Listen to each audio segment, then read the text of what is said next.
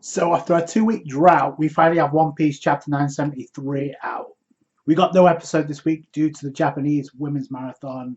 So this is as good as we're going to get. And I have to say, I think we all believed the flashback was over. He was going to go back into Onigashima in the present time. But even though Odin's journey came to an end in the last chapter, we actually still in the flashback of this chapter, which, given what we have revealed, I don't really mind because I think I know why Oda did it. It's because the pacing is going to be super fast when we get into Onigashima. So this plot point needed to be resolved. That being obviously the identity of Denjiro, which I think we can all agree to some extent we had an idea it may have been him from the beginning, but Oda did a pretty good job of convincing us maybe it's somebody else just because of the hairdo. But no, it's pretty much confirmed who it is. We start off with a cover page. We have Gotti, who blew up one of the marine ships, which is good on him because hopefully he can get Beige, Capone, and Chiffon. And if you look closely, you can see Chiffon in a cage. So anyway, the first few pages are dedicated to the memories that Odin and Roger shared with Momonosuke and Hiyori and Toki's perspective. And I did find it funny how Odin is talking to his son about what girls do you like, and you have Brady there. It's way too soon for him. And you got little Hiyori playing the guitar, which becomes super important by the end of the chapter because we see her playing the guitar. Anyway, we get back to the site, the palace where it's burning, and it appears out of nowhere. So first off, we have the scabbards who left the execution site. So they're still being tailed. You got Kinemon and Okiku and company still putting the work. Nekomamushi and Inarashi predictably got left behind because they were bickering between one another about who was responsible for Odin's death. They get left behind. You have Denjiro and Ajra Doji, which is funny because we know those two actually had a brief encounter with Kaido. So they have to leave Nekomamushi and Inarashi behind. Meanwhile, while this palace is going on, you have the Kuri, the palace is being burnt. It's been set on fire. You have the calamities, and you can clearly see a silhouette of what appears to be King. Yeah, I do have to give props to Toki. She tried to hold down the fort even though the odds were against her. Out of nowhere, here comes Kaido. It doesn't look good for Momonosuke, and I will say this, Kaido could have killed Momonosuke from that fall. And the more I see, and that palace is freaking huge, by the way, because the size of Kaido, he's like the size of Oz, and we know how big he was. But this palace is huge, and Kaido just looks like an average, normal day person, which we know that's not the case. So I just thought that's super funny. Instead of just dropping Momonosuke, he just throws it back into the palace and you know what? I'm just gonna burn you alive. So I'm not gonna lie, it did give them a chance to escape, which is kind of dumbfounded about Kaido. Now notice this scene here because we've seen it in the past when it comes to the manga, when it comes to Hiyori, Toki, and Momonosuke. It was in silhouette, but here we have a clear-cut visual, and now we know why it's silhouetted. So Okiku, Kinemon, Raizo, and Kanjuro, they get sent into the future alongside Momonosuke, 20 years. Hiyori goes with Kawamatsu underneath, so I think we've seen this already, but they just go underneath the palace and into the water. So Kawamatsu takes care of Hiyori. I still ask why Hiyori couldn't have been sent with Momonosuke, but I think we're going to get clarification of why. It wasn't mentioned in this chapter, so I thought, okay, there's got to be something else to it. So I still think that's weird. What's really crucial, we did not know this. After this takes place, we have a horse, and we have obviously Lady Toki riding through the forest.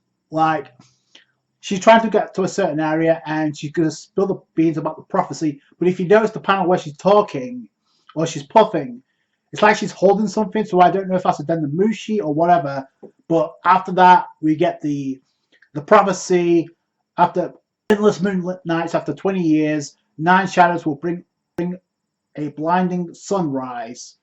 And it does imply that Lady Toki dies because she falls, but she doesn't burn in the castle. So that we did not know. Cut to I guess a bath for Orochi, and this dude's a straight up pansy because one tip of a boiling hot bath, and it's too hot, I can't deal with this because he already was, because he was stood a hot boiling pot of oil for an hour, and this guy couldn't even last a second in hot water. So we get to see what Hiyori went through for her perspective. So we see a shot of Azra Doji, and I do want to point out though, Orochi freaking out. I need proof that they're dead because they don't see the bones. So he wants proof that Momonosuke and company are dead, which we know. That the part of the chapter that's going to have a lot of people talking. So then we see Denjiro, and the next shot we see him, Denjiro gets a makeover, and this confirms the fact that he is in fact Kirishiro. So it assumes that identity. We also find out is the Hour Witching Boy, which we kind of figured it was Kirishiro anyway, but we kind of figured it was Denjiro anyway, but now we know who it is. We got that plot point revealed. I said previously that I think before the flashback ends, we're going to have to find out what happened to Denjiro, how he got separated. So Kirishiro family's formed. He says under Orochi, but we know he's got something in mind. He goes around, he steals from the rich, gives to the poor. It's the Robin Hood of the Wano. It's confirmed. So Lady Hiyori breaks away from Kawamatsu and then bumps into Denjiro, aka Kirishiro, and this, I think this confirms the fact that those two cannot be like the spies anymore, like Kirishiro and Hiyori, just because there's no point in revealing the fact that Kirishiro is working under Orochi. There's no point. So and Hiyori recognizes it immediately, like, Denjiro, really? Yeah, it's me. But I want you to keep this a secret. And we see her growing up, like.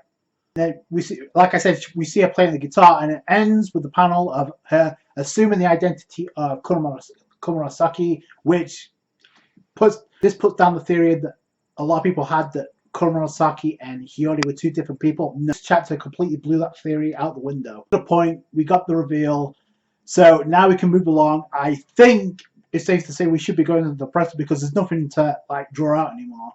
Why Oda decided to have this revealed now? Because we still have a traitor in the midst, so we could find out there's one of the scabbards, I think, but we don't know who.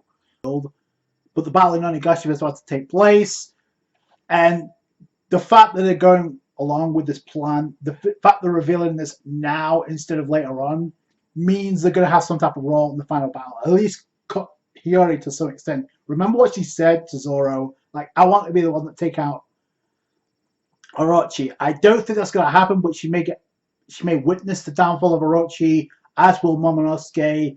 I thought it was a steady chapter. Got things. It was simple to the point, and it got explained. Denjiro's identity got confirmed. Kirishiro.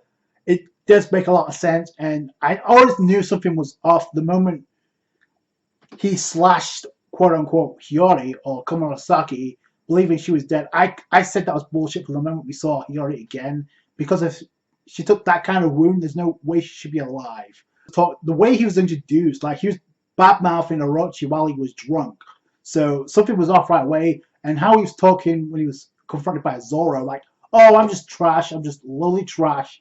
You know what this means for Hiyori, because now this is revealed. She has to have some type of importance to, like, the downfall of Orochi. Because she's been assuming this identity for that reason. So I thought it was an okay chapter after 2 weeks away. And let me know what you guys think down below. That's going to do it for today, guys. Thanks so much for watching. Like this review if you did. Subscribe to for more One Piece. Catch you guys later. Thanks, guys. Bye.